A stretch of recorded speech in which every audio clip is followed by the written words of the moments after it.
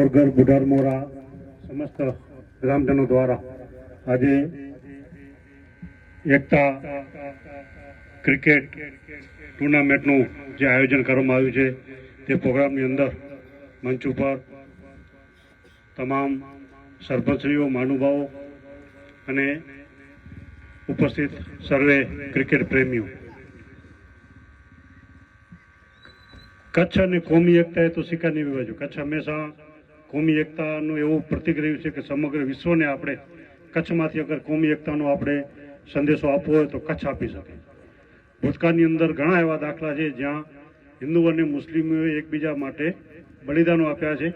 આ કચ્છની કોમી એકતા જે અત્યારથી નહીં પણ વર્ષોથી કચ્છના પાયામાં ધરાયેલી છે અને એના ભાગરૂપે જ અવારનવાર કચ્છની અંદર કોઈ પણ સમાજના જે પ્રોગ્રામ હોય, મુસ્લિમ સમાજનો કોઈ સામાજિક ધાર્મિક પ્રોગ્રામ હોય તેમાં હિન્દુ સમાજની હાજરી હોતી હોય અને હિન્દુ સમાજનો કોઈ પ્રોગ્રામ હોય તેમાં મુસ્લિમ સમાજના વિવિધ આગેવાનો હાજરી આપતા હોય છે. દરેક ક્ષેત્રની અંદર ખાસ કરી અને ક્રિકેટની અંદર અવારનવાર કચ્છની અંદર આવા આયોજનો થતા હોય છે.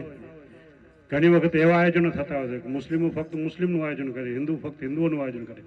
ત્યારે એ ક્રિકેટના પ્રોગ્રામમાં હું કહેતો હોઉં છું કે અત્યારની જરૂર છે કે તમે બધા ભેગા થઈ અને હિન્દુ મુસ્લિમ કોમી એકતાના નામનો ક્રિકેટ ટુર્નામેન્ટ રાખો અને એના ભાગરૂપે જ અહીં મોરગર અને બુઢારમોરાના જે નવયુવાનો સરપંચ અને ઈશ્વરભાઈ અને તમામ લોકોએ જે આયોજન કર્યું છે તેમને ખૂબ ખૂબ અભિનંદન અને મુબારકબાદ આપું છું.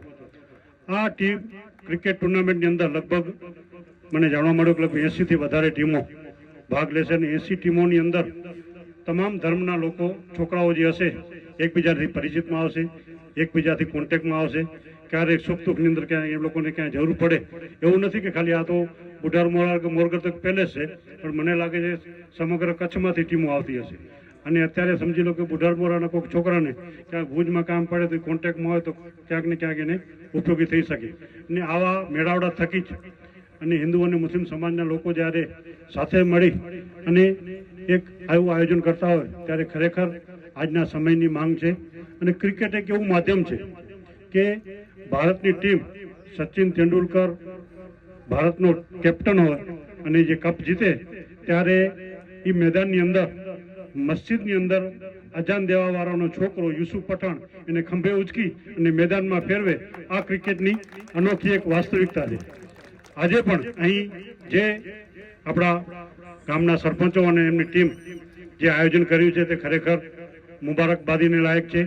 સાથે સાથે આજુબાજુના તમામ સરપંચશ્રીઓ અને આગેવાનો એ લોકોને પ્રોત્સાહન આપી અને અહીં ઉપસ્થિત રહ્યા છે એ લોકોને પણ બિરદાવું છું કે પોતાનો સમય કાઢી અને તમે જે અહીં હાજર રહ્યા છો એ લોકોનો જે હોંસલો બુલંદ કર્યો છે.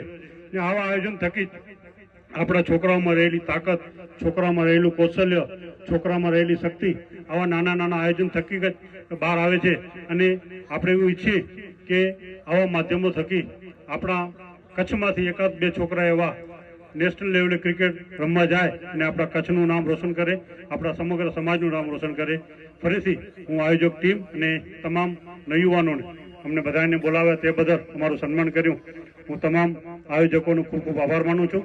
અને ભવિષ્યમાં પણ આ તો ઠીક છે કે ક્રિકેટ માટે પણ ખાસ કરી અને અહીંના જે લોકો છે સારું ગ્રુપ બનાવી એજ્યુકેશન ક્ષેત્રે કામ કરો, મેડિકલ ક્ષેત્રે કામ કરો. ક્યાંક એવો સારો પ્રોગ્રામ હોય 15મી ઓગસ્ટ કે 26 જાન્યુઆરી તમે મેડિકલનું કેમ્પ રાખો જેથી કરીને તમે એકબીજાને ક્યાંક દિન દુખિયાઓને પણ મદદ થઈ શકે. એવા ઘણા બધા કામ છે કે નનકાનકા કદાચ આપણા આજુબાજુમાં એવા છોકરા હોય જે ભણવામાં તકલીફ થતી હોય તેવા લોકોને પણ આપણે ઉપયોગ થઈ શકે. આ કામ છે નવયુવાને કરવાનું છે. અમારા લાયક જે પણ તમને સહયોગ અથવા તો જે મદદની જરૂર હશે અમે તમારી સાથે છીએ. જય હિન્દ, જય ભારત. ખૂબ ખૂબ આભાર. Thank you.